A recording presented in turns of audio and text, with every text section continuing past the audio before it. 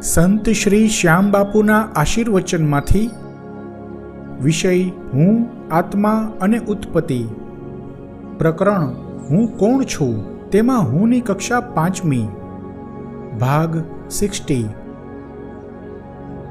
આત્માનુભૂતિ થઈ હોય તેને આનંદ મેળવવા માટે બહારના કોઈ નશાની જરૂર હોતી નથી, કારણ કે તેનો આનંદ કે તેનો નશો તો તેના અંતરમાં જ હોય છે. બહારનો નશો અંતરના આનંદ પાસે તુચ્છ હોય છે. કલેક્ટર પાસે ચપરાસી ચંચુપાત ન કરી શકે. ફાગણી પૂનમની હોળી પ્રગટી હોય તેની સામે નાનકડો દીવો દિલ્લગી ન કરી શકે. તે રીતે અંતરના નશા પર બહારના વ્યસનના નશા હાવી ન થઈ શકે.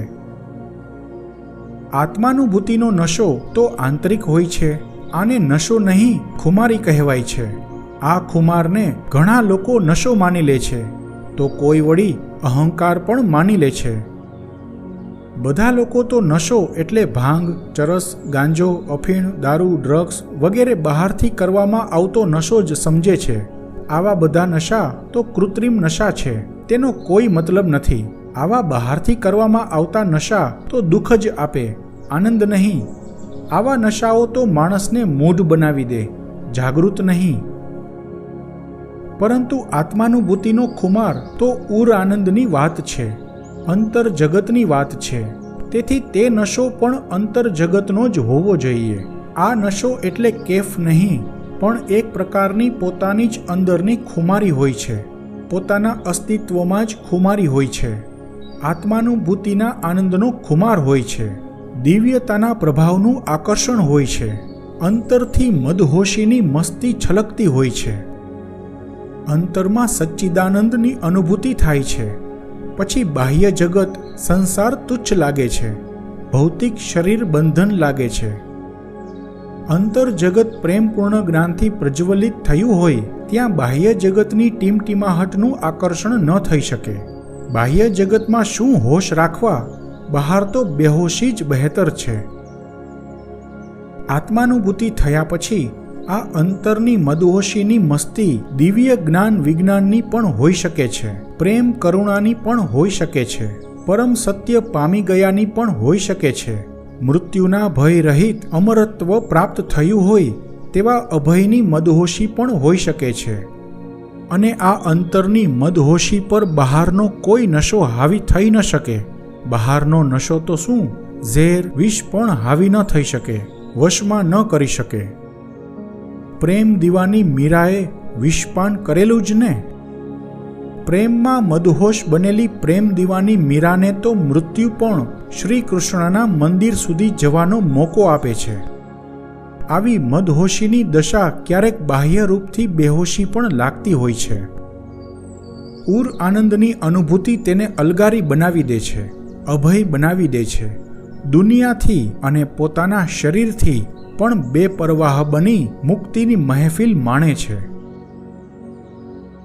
આત્માની અનુભૂતિ ફક્ત મનુષ્ય જાતિમાં જ શક્ય બને છે.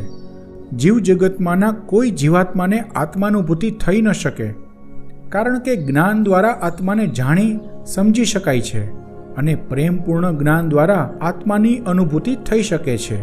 અને મનુષ્ય સિવાય કોઈ પણ જીવમાં જ્ઞાન નથી હોતું. ફક્ત શરીરની યાદોથી જ તે બધાની જિંદગી ચાલતી હોય છે. જો કે મનુષ્ય સિવાયની જીવસૃષ્ટિના જીવોને આત્માનુભૂતિ જેવું કશું હોતું પણ નથી, કારણ કે તે દરેક જીવ કુદરતની ખૂબ જ નજીક હોય છે.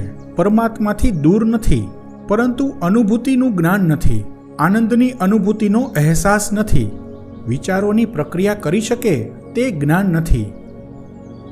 ખરેખર તો કોઈ પણ અનુભૂતિની અભિવ્યક્તિ થઈ જ ન શકે.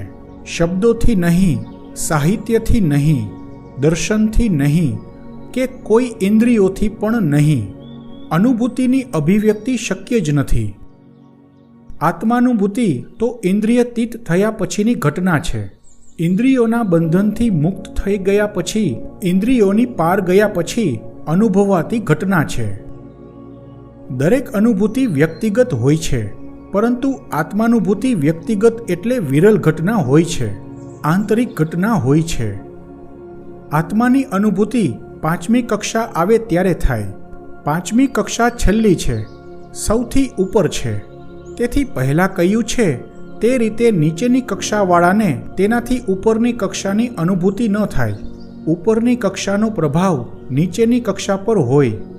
આ નિયમ મુજબ પણ 1 થી 4 કક્ષા સુધી આત્માની અનુભૂતિ ન થઈ શકે. આ પાંચમી કક્ષાનો પ્રભાવ તેની નીચેની દરેક કક્ષાઓ પર પડતો હોય છે. પાંચમી કક્ષાની હસ્તી દરેક કક્ષાઓની અનુભૂતિ પણ કરી શકે છે, પ્રભાવ પાડી શકે છે અને દરેક કક્ષાઓની જે લાક્ષણિકતાઓ હોય છે તેના પર કાબૂ પણ મેળવી શકે છે, અનુશાસન કરી શકે છે. ભટકતું મન મુક્તિ અપાવી ન શકે. અનુશાસિત મન જ મૃત્યુલોકની માયાના વશીકરણનું બંધન તોડી શકે. કારણ કે આ માયાના વશીકરણની અનુભૂતિ પણ પાંચમી કક્ષા સુધી થતી નથી. તેથી જ માણસ અહંકાર કરતો હોય છે.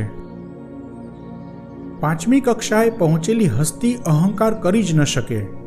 હા, 1 થી 4 કક્ષા સુધીના વશીભૂત થયેલા અજ્ઞાની લોકોની અહંકારી વાતો પર હસી શકે. પાંચમી કક્ષાએ પહોંચેલી હસ્તી શા માટે અહંકાર કરી ન શકે?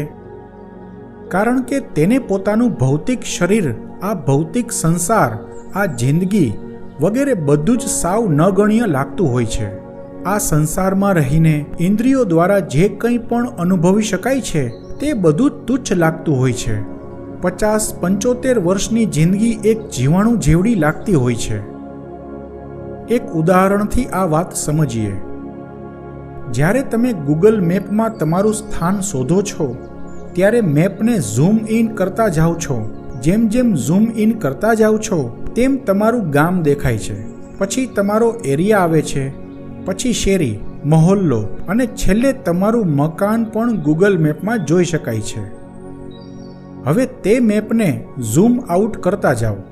પહેલાં તમારું મકાન દેખાતું બંધ થશે, પછી મહોલ્લો, શેરી, લત્તો નાના થઈ દેખાતા બંધ થશે, પછી તમારું ગામ પણ સૂક્ષ્મતામાં સમાઈ જશે. એમ કરતાં છેલ્લે પૃથ્વીનો ગોળો આવી જશે. હવે તેમાં શોધો તમારું ગામ, તમારું મકાન છે તો તેમાં જ, છતાં ક્યાં ગયું? હવે ગૂગલ મેપની બહાર નીકળો અને કોઈ પણ બ્રહ્માંડની એપમાં જાઓ. તેમાં સૂર્યમંડળના સંદર્ભમાં પૃથ્વી શોધો, આકાશગંગાના સંદર્ભમાં સૂર્યમંડળ શોધો, આ બ્રહ્માંડના સંદર્ભમાં આકાશગંગા શોધો. હવે તેમાં શોધો ક્યાં છે પૃથ્વીનો ગોળો, તેમાં ક્યાં છે તમારું ગામ, ક્યાં છે તમારું મકાન. આ વાતને વૈચારિક રીતે સમયમાં સંદર્ભમાં લઈએ. એક જિંદગી 1 સેકન્ડ કરતાં પણ નાની થઈ જશે. દાદા પરદાદાઓના તો નામ પણ યાદ કરવા પડશે અને તેથી પહેલાંનો ઇતિહાસ તો કાળના મુખમાં સ્વાહા થઈ ગયો હશે. જેના દ્વારા તમારું અસ્તિત્વ છે તે દાદા પરદાદાના અસ્તિત્વને સમય ભરખી ગયો છે. તમને તમારા 200 કે 300 વર્ષ પહેલાંના ઇતિહાસનો પત્તો નથી, તો તમારી જિંદગીના 50-75 વર્ષ કોણ ક્યાં સુધી યાદ રાખી શકશે? વિરાટ કાલચક્રના સંદર્ભમાં આ ભૌતિક દુનિયામાં મારા કે તમારા ભૌતિક શરીરની ઉંમરની કોઈ ગણતરી પણ ન થઈ શકે. આ હકીકતનું ઉદાહરણ વાંચીને કે સાંભળીને થોડીવાર કદાચ કોઈને સ્મશાન વૈરાગ્ય થઈ જાય, પરંતુ પછી ફરી આ બધું દિમાગની નિર્જીવ યાદો બની જાય. કારણ કે 5મી કક્ષા આવી ન હોય, એટલું જ્ઞાન પણ ન હોય, તેથી તે અનુભૂતિ ન બની શકે, અહેસાસ ન બની શકે. પરંતુ 5મી કક્ષાએ પહોંચ્યા પછી આ હકીકત તેની જિંદગી બની ગઈ હોય છે. તેની જાગૃત અવસ્થા તેને સંસારની પ્રવૃત્તિમાં કે સંસારના પ્રલોભનોમાં મન લાગવા જ ન દે. આવી હસ્તીથી એક ક્ષણ પણ પોતાની સૂક્ષ્મતા અને પરમાત્માની સૃષ્ટિની વિશાળતા વિસરાતી નથી હોતી. તો પછી 5મી કક્ષાની હસ્તી અહંકાર કરે તો કઈ વાત પર કરે? અહંકારની કક્ષા 4થી છે અને આવી મહાન હસ્તીની કક્ષા 5મી હોય છે. તેથી જેમ જેમ જ્ઞાન મળતું જાય તેમ તેમ અહંકાર ઓગળતો જાય. આ રીતે 5મી કક્ષા ભૌતિક શરીર પર, યાદો પર, ભાવ જગત પર, અહંકાર પર બધે જ અનુશાસન કરે છે.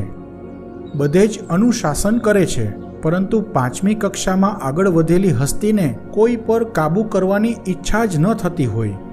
પરમાત્મા જે કરે તે મંજૂર જ હોય, તેથી તેમાં ફેરફાર કરવાની કોશિશ પણ ન કરે.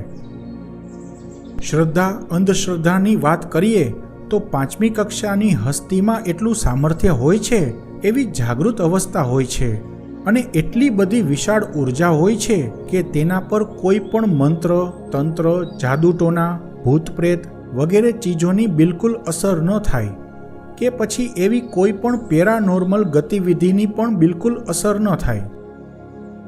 સામાન્ય માણસો આવી બધી પેરાનોર્મલ ગતિવિધિથી થરથર કાપતા હોય છે, જ્યારે 5મી કક્ષાની હસ્તીનું ધ્યાન આવી તુચ્છ ચીજો પર જતું પણ નથી.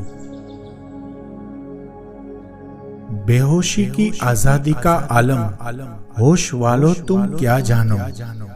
बेहोशी की मस्ती का आलम, होश वालो तुम क्या जानो.